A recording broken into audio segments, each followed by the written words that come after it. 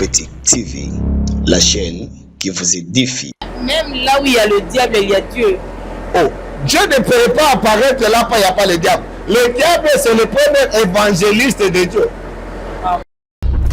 Prophétique TV, la chaîne qui vous édifie. Yo ozonyo ko la mama wa. Ozonyo ko na nini papa? Ozonyo ko na ete prophète. Omoni mobali ozana elelo. Aza mobali oyo mama oyo anyokwa miboye po akoma poto.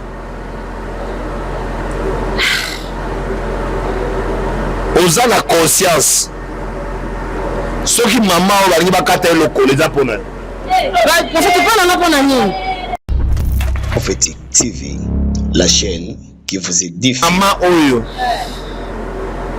oyo ndi aza à la base. En fait, il a nini na yebite. Fanda nanu kimi fanda kimi fanda kimi. Fanda nanu.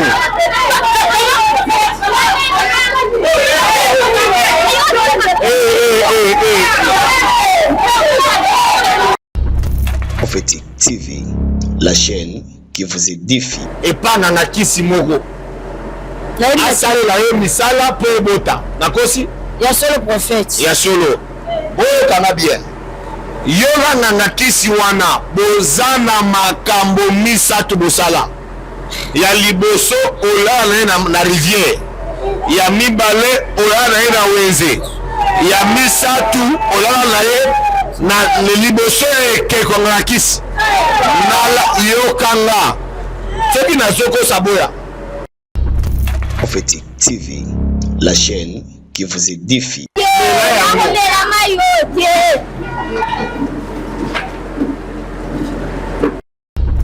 Prophétique TV, la chaîne qui vous édifie.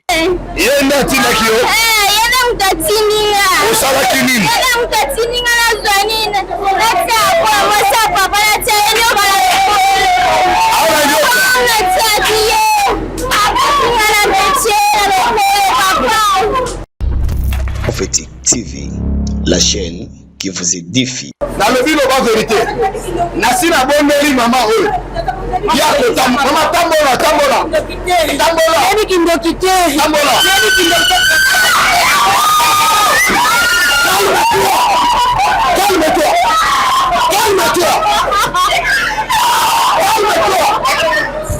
Calme-toi, maman, vous jetez.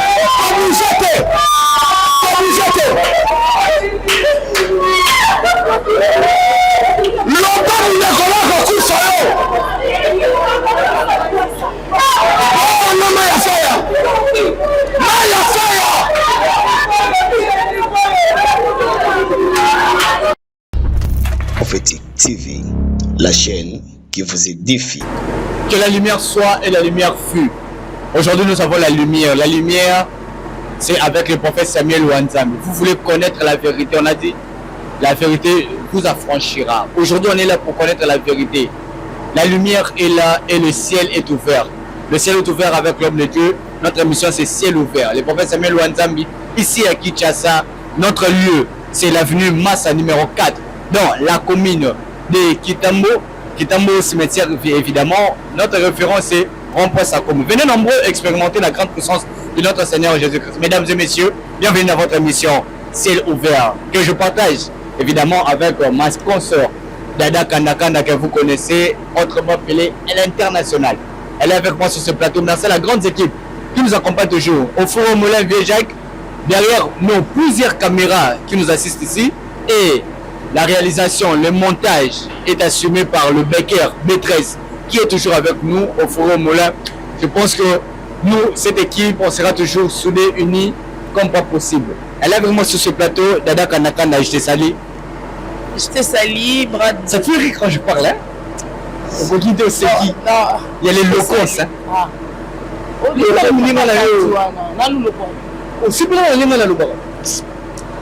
Je te salue, Brad. Je salue tout le monde. Shalom à tout le peuple de Dieu qui nous suit partout dans le monde entier.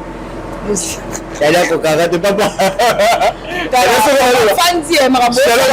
venu d'être avec vous. Je sais que vous êtes occupé. Ma peine, il est là, la moelle à la rame. Bateau, il a invité les lots. Les livraisons, les lots donc ils ont raté.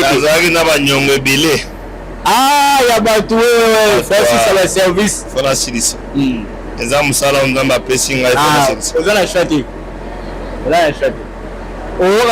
Et les messages là, au Bali au là, au Kinto comme il y a 500 personnes.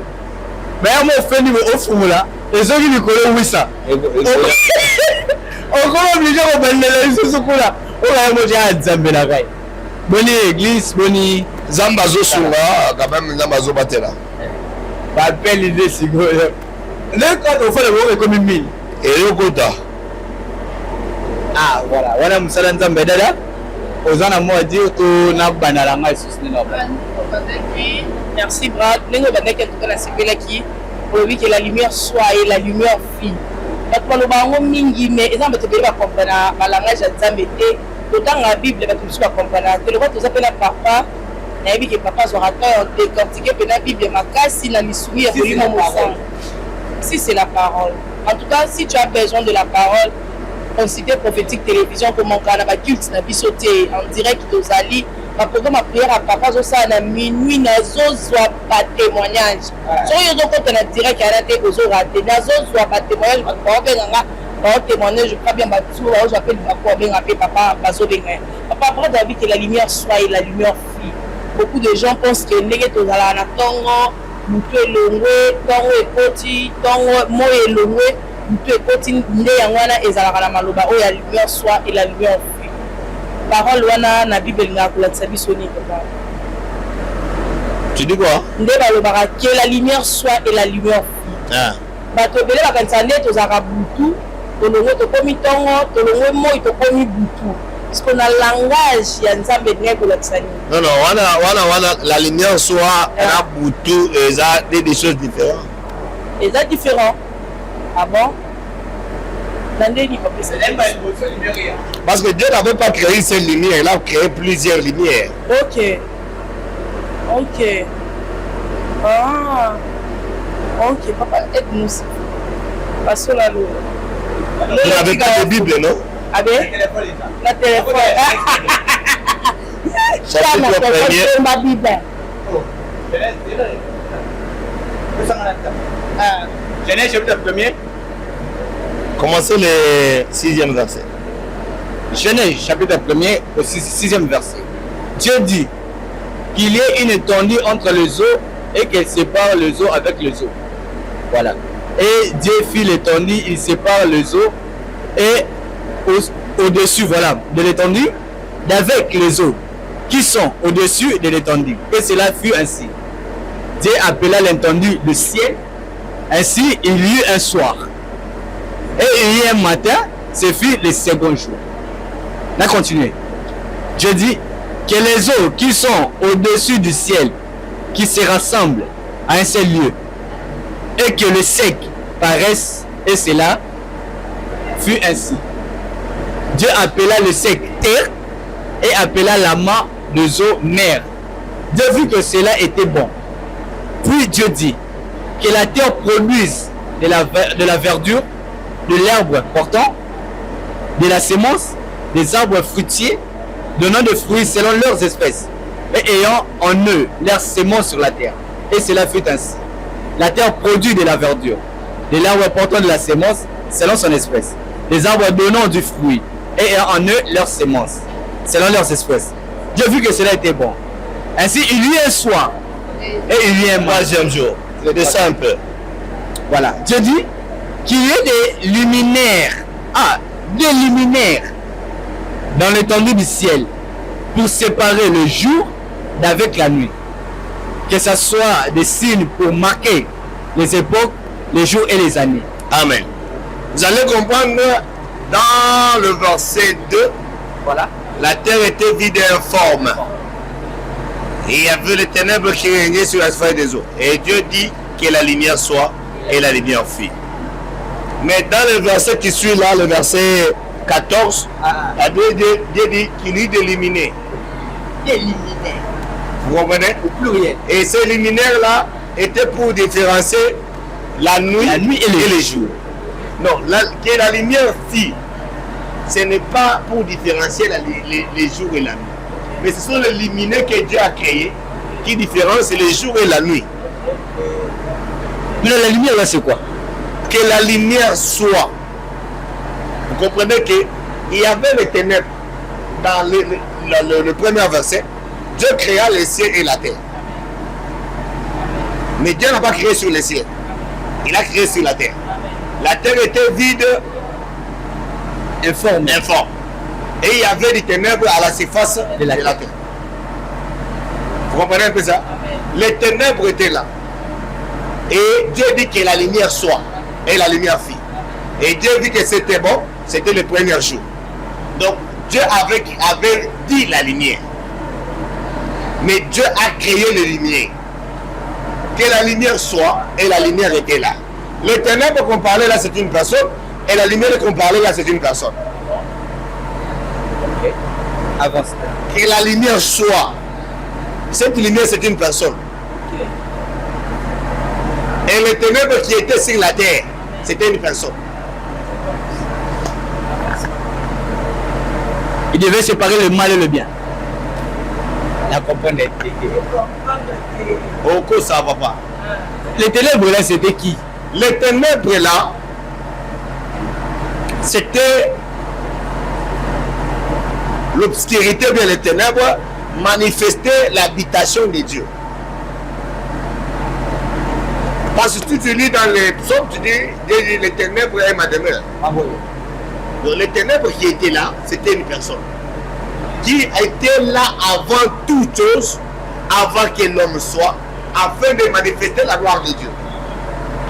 La présence de Dieu. Dans Jean chapitre 1er, Dieu créa les cieux. Au commencement était la parole était avec Dieu, la parole était de Dieu, et cette parole était des lumières. Dès le commencement, la parole a été la lumière. Et la lumière, c'était Jésus.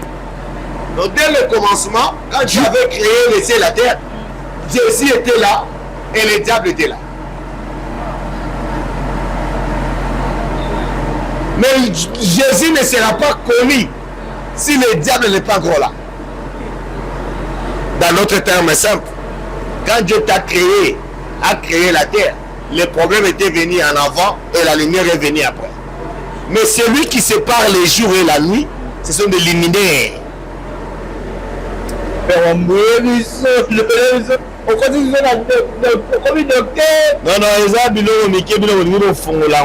la lumière là c'était Jésus. Okay. Et les ténèbres c'était le diable, présence du diable et du problème. Okay. Et pour dire que Dieu se cache dans les ténèbres. Okay. Voilà, très bien. Une question encore? Même là où il y a le diable, il y a Dieu. Oh, Dieu ne peut pas apparaître là où il n'y a pas le diable. Le diable, c'est le premier évangéliste de Dieu. Ah bon? Donc, au final, Satan, il est le. Ah, Banzé Baloguta. Ah bon? Pardon, papa. Donc, au final, Satan, il est le. Ah. Et t'as écouté? Banzé Baloguta. Ah bon? Le diable, c'est un évangéliste de Dieu. Il apporte les âmes à Dieu. Ah bon? Et Dieu utilise le diable. Dieu parle avec les diables. Dieu dit au diable, fais ceci à Brad. Et le diable le fait. Il dit à Dieu, Dieu peut dire, tu Brad. Ah bon? Et Brad dit, Dieu, c'est Dieu qui a voulu. Ah bon? Tout ce qui nous arrive, c'est la volonté de Dieu. Nous qui mon côté, à ça, ma côté aussi, ma vie, n'a pas me permettre, hein, t'es. Papa. Donc, nous avons fait ça. Diable, hein? A utilisé Gaïe. Nous avons utilisé la bandoki. Alors, Kayo pour l'église, au Bika, au Bogo la Moutem. Amen. A utilisé le document, nous avons vu Sida pour la Sida, Bogo la Moutem. Amen. Amen. Merci beaucoup. Que la gloire soit rendue à Dieu. En tout cas, moi, je vais un message de solo. Papa, tu me partage mon bouquet. Moi. L'esprit de Dieu mouvait sur l'eau. C'est mouvait à deux personnes. Ah non, sur l'eau, ça mouvait sur l'eau. Même presque le diable se déguise en ange de lumière. Vous avez la Babylone rebellée. Et monsieur, il y a la étoilité. Il y a un sujet dans mon de décortiquer. Voilà. On n'a pas assez de temps de me reçoit. Bateau qui depuis 10h, comme il y a 18h. C'est ça notre boulot. Donc, patientez. Suivons notre une publicité, une transition, le temps de recevoir nos invités. On se retrouve juste après. Tu as dit dans ta parole, on priera aux malades, on ressemble à Batobokono. Toute maladie sera guérie. Yeli Sousoué, Oyo Soukana, événement dénommé Soirée de la récupération. Pourquoi pour te récupérer? Organisé par la communauté des églises, la restauration par Jésus-Christ. Avec comme thème, la bonne nouvelle du royaume.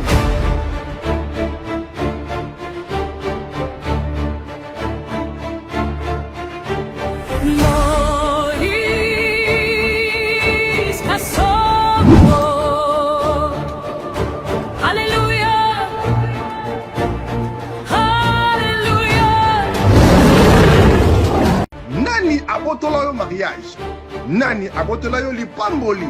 Oh, nini ezau ya vina yo, nini bayiba na vina yo, nini babotola na vina yo.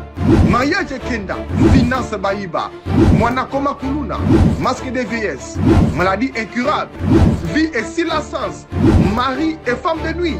La solution est disponible. Initiez l'adresse terrain Assosa, Kassavou Kinshasa, RDC, le 27 juin 2026 à partir de 14h avec l'apôtre du moment, prophète de Tikotaka, Moïse Kassongo, l'homme de Kintuki. Quand un événement, il y a soirée de la récupération. Pourquoi? Pour te récupérer.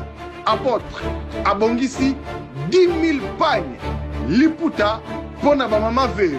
Oh, orphelin, apôtre Moïse, Abosani Binote, Bilambape, Ezali Ponabino, Tour Oyo, Ezaka Kabana ya Kinto Bana ya Brazate, Papa, Maman, Elenge ya Afrique, Europe, Amérique, Asie, Océanie, Jésus-Christ sera au rendez-vous. Apôtre Moïse, Ayoko Zongi Selayo, Nyoso Baïba, apôtre Moïse, Tour Oyo, Akozala, Yemokote, il sera avec les prophètes de la communauté des églises, la restauration par Jésus-Christ. Prophète Samuel, Wanzambi, Olingi prophétie, Yaka, Olingi guérison, Yaka, Olingo Boakabeki, Yaka, Olingo téléman à chaise roulante, Yaka, Oyayo Mokote, car la solution à votre problème sera disponible. Que Dieu vous bénisse.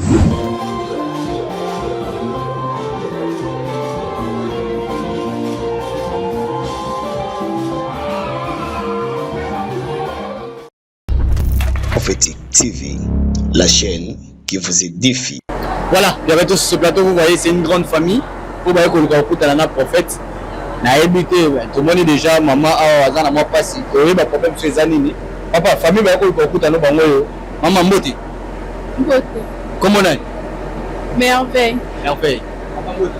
Mbote papa. Comment on est? Christian. Maman, tu peux si Mbote maman. Comment on est? Niclette. Niclette.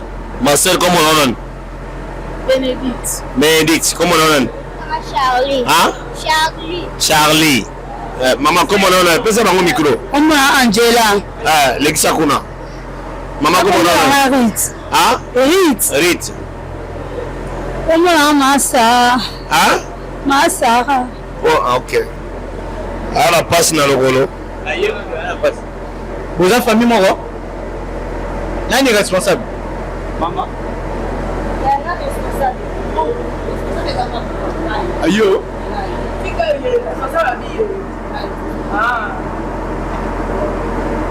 Les gens na ye awa. Moi ça grand frère na grand frère na poto papa. Ah. Moi ça je nyo kwa ma. Ya yazo tinda ba mbongo na ke hôpital. Changement za tena je pas expliquer à l'obiso zala kimia. Oza ndenge nini? Ye azali moi ça grand frère na nga. Ah. Ye pas ça moi ça grand frère. Non, moi c'est Ali Bosso Azawak. Moi ça liboso ye. Ya mi balé? Ye. OK. Après? Oyo na ye na jeune fille obana. O pe grand frère na ngai. OK. Oya zande ko ya mwasi na biso. Siko bao bana nan. Bana grand frère, ba mi sa. Mama na bango nan. Ende mama bango ye. Ah. Oyo mama ne ye. OK. Ah. Siko toye awa pona le Cameroun. Bon, toye awa. Grand frère Moutapisi na adresse awa. OK. Abilanga toye awa na veni Massa limo 4 pas pasteur Samuel. Que pasteur basangone ke musika. Mais maman na kuna ko boki ba pasteur belé na ba hôpital sindité. Zo mo na kengi ba pasteur kuna ko na kama na kin asambela kuna. Ya papa na yela nupo ya zo tumusanga makasi na onyo na pona mosa ya na ngai. Papa change meza te papa pasteur. Eza le Cameroun. Bon, tu as montré comment anyataka sende. Bon, parce que tu as dit que zambasu. Mais bazo salisa papa ezobika te. Ya nto epa na yo papa na ngai prophète. Ebi ke yo ndi mto kotala eza nini papa na ngapa maele suki papa. Hein? Maele suki.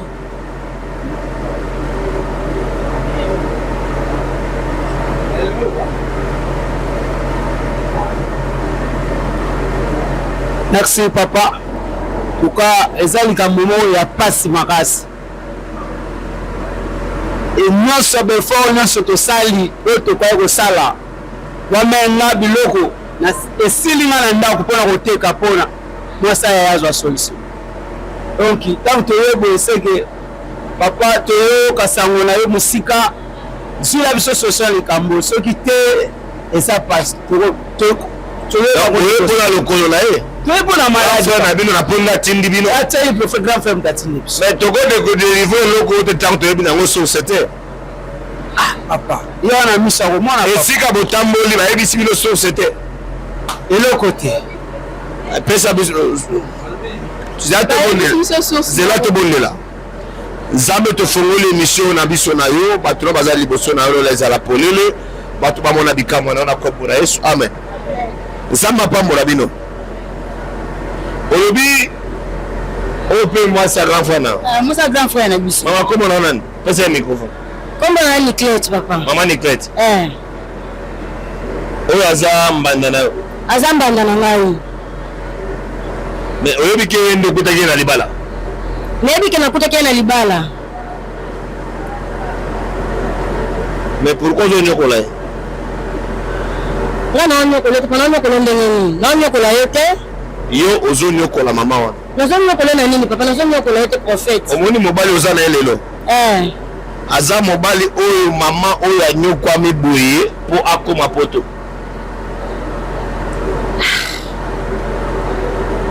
Oza na conscience. Soki mama oyo balingi bakata elokolo eza pona. Parce que pona na pona nini?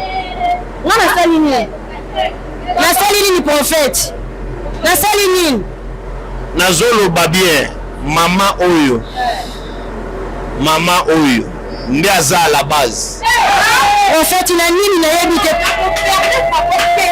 Fanda nanu kimia fanda kim fanda kim. Fanda nanu fanda. Fanda nanu. Fanda nanu.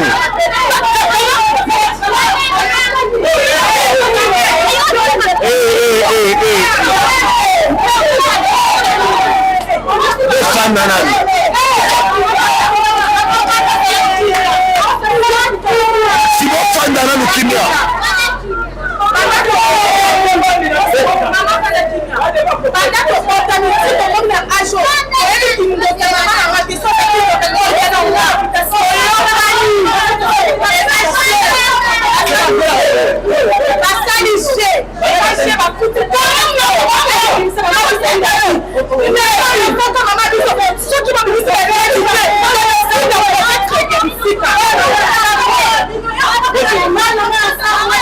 Calme-toi, Bofana.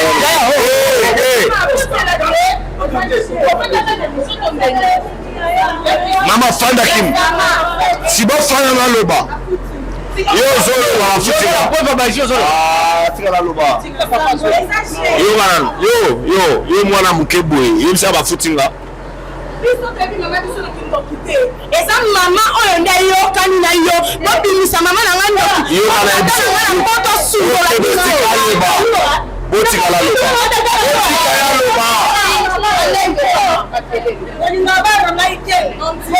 mama Fanda kimia Fanda kim so calme no na lobi boy botia mikro koto Maman, prophète. Yagalunga bien. Nazongeli pe nazo peser maloba na ngai. Yo, oyebi bien. Yo ndo sali maman ya souffrir. Prophète ezanga ite na yebi ngo prophète. Yo na mobali na yo. Calme-toi. Calme-toi. Osambwe. Osambwe on ne récuse pas. Calme-toi na loba. Si bon frère na loba na luko. Na lobi boy.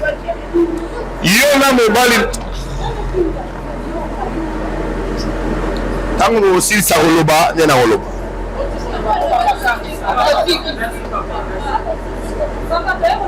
Soyez bon lobby sur ma carte émission. Na lobby boy. Maman. Ndenge nazozongela. Oza consciente. E bandela ki wapi. Kindoki na yo za kobota matin. Eza kindoki yo moko luka ki pona kozwa libala. Tango okutanaki na mobali na yo papa bana oyo.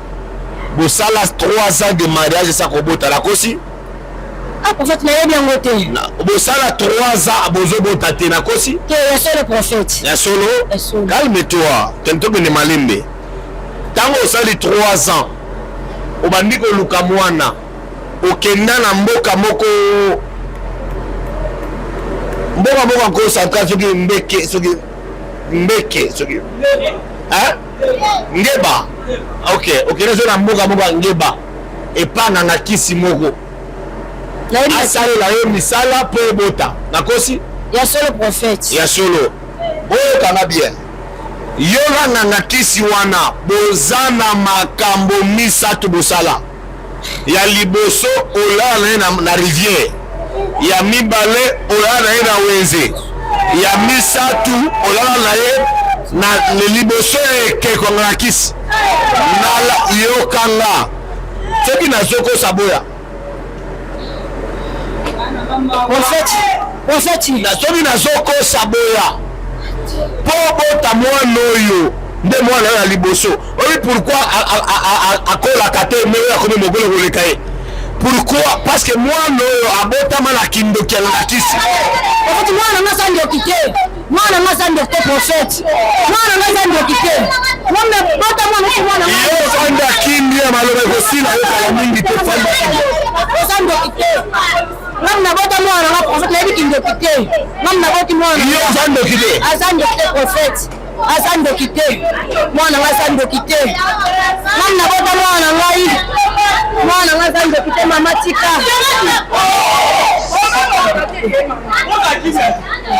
Mwana ngasa ndio kite. Mwana za nyoka. Leba ni mwana ngati na familia ndio kite. Ana sema sa nyoka. Ndio kite papa. Mwana ome ati omoni mbaso. Eza mbaso normal te. Mbaso oyo eza mbaso normal te. Atia mama onyoka la loko. Kite mama. Mwana ngasa ndio kite. Mama kando za ndio kite. Mwana ngasa ndio kite prophète. Mama mwana ngasa ndio kite. Mama tika. Mwana mwana Suka musika. Toko suka musika. Kama nina ba prophète. Ate bisa réputation na ngai. Calme-toi, tokoye bango lelo. Soki na sali ono yoka. Ndenge nazobe biso réputation. Après émission, c'est la même style de réputation. La presse bino permission bo fundanga. Ok, calme-toi. Mwana oyo azanyoka. Et puis yende atiaki msemasa nyoka na lokolo wana.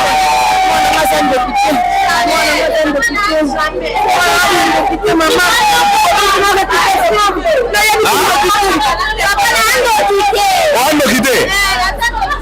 Yo ando kite. Ok, bon calme. Bon, vas-y là. Papa chaque elanga ma ya frère na biro. Déjà. Elanga ma ya frère na biro.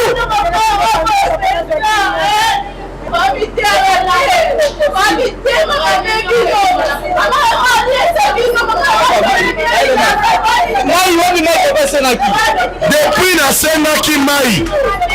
Pesa. S'il vous plaît. Bolandanga. C'est bon.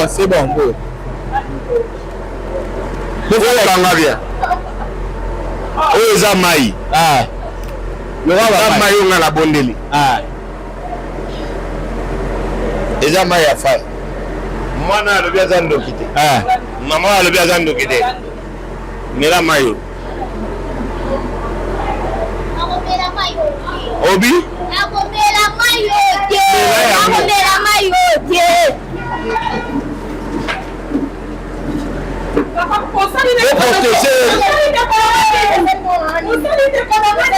asimbela lokolo wana te papa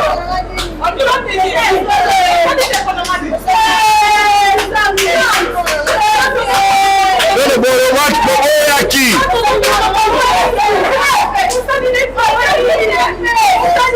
mama loba verité soki ozoloba te bokalme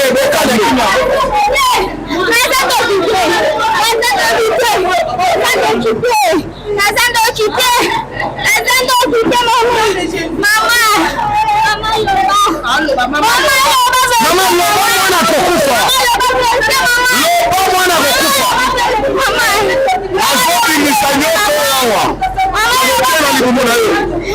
nakobimisa ye awa loba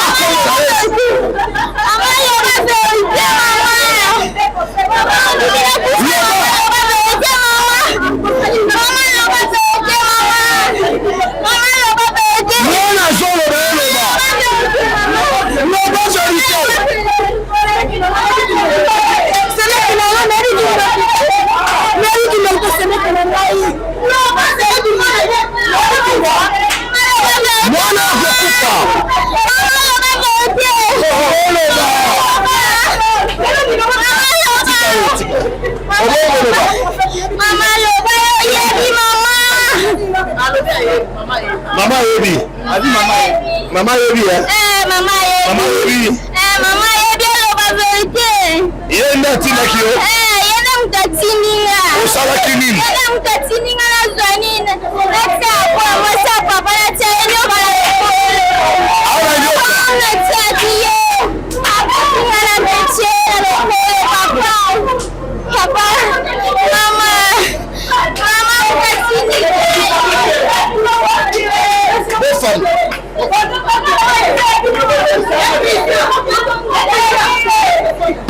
vérité. Maman, la vérité. Maman, la vérité.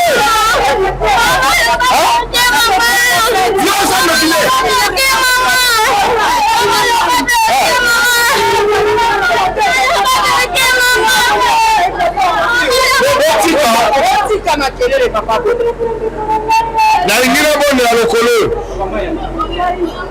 papa bondela mpona ndeko na ngai bika tozaka biso mibale tozaka biso mibale ndeko na ngai mwasi mwana mama na ngai zambela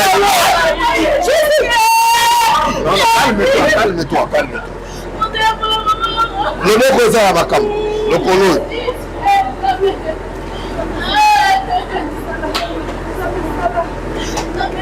au nom puissant de Jésus Zambela fongoli loboko lokolo nyonso eza na kati ebima na poasa na kombo na Yesu lobiko na ye mimonisa amen nalobi loba verité nasi na bondeli mama oyo ya kotambola mama tambola tambola tambola yebi kindoki te tambola yebi kindoki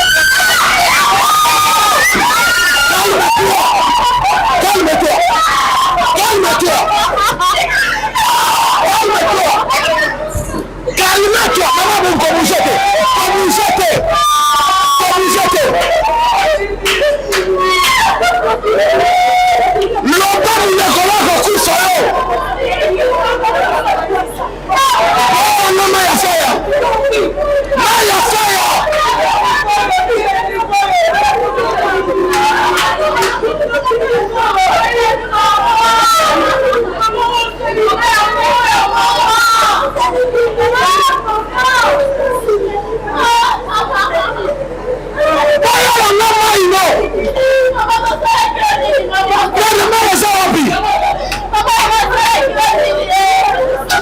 calme-toi calme-toi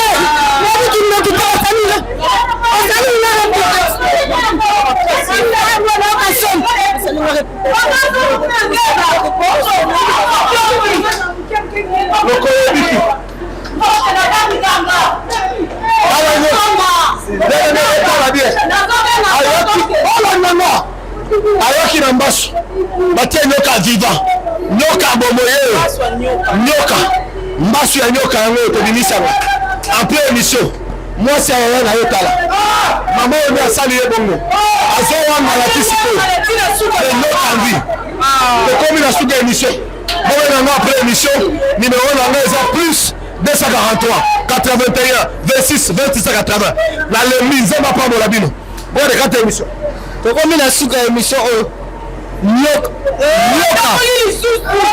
ye azobouge bozomona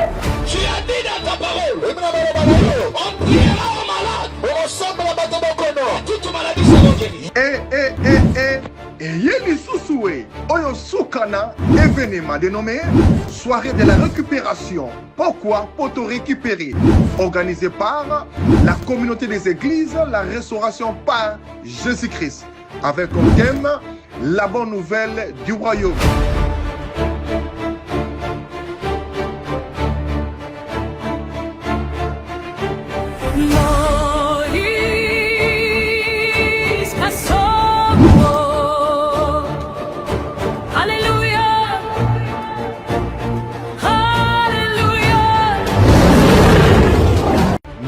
Abotola yo mariage nani abotola yo lipamboli oh nini ezau ya vi na yo nini bayiba na vi na yo nini babotola na vi na yo mariage kenda finance bayiba mwana koma kuluna masque de vieillesse maladie incurable vie et silence mari et femme de nuit.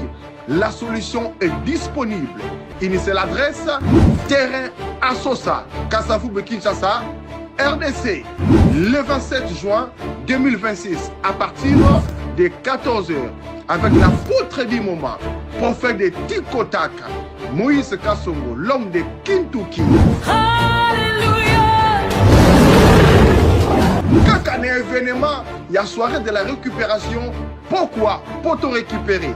Apôtre, Abongisi, 10 000 pagnes, Liputa, pour ma maman veuve. Oh, bah orphelin, apôtre Moïse, abosani binote, bilambapé, ezali pona bino, tout oyo, ezakaka bana ya kinto bana ya brazate, papa, maman, elenge ya Afrique, Europe, Amérique, Asie, Océanie, Jésus-Christ sera au rendez-vous. Apôtre Moïse, ayoko zongi selayo, nyonso baïba, apôtre Moïse, tout oyo, à Kozala, Yemokote, il sera avec les prophètes de la communauté des églises, la restauration par Jésus-Christ. Prophète Samuel, Wanzambi, Olingi prophétie, Yaka, Olingi guérison, Yaka, Olingo Boakabeki, Yaka, Olingo téléman à chaise roulante, Yaka, Oyayo Mokote, car la solution à votre problème sera disponible. Que Dieu vous bénisse.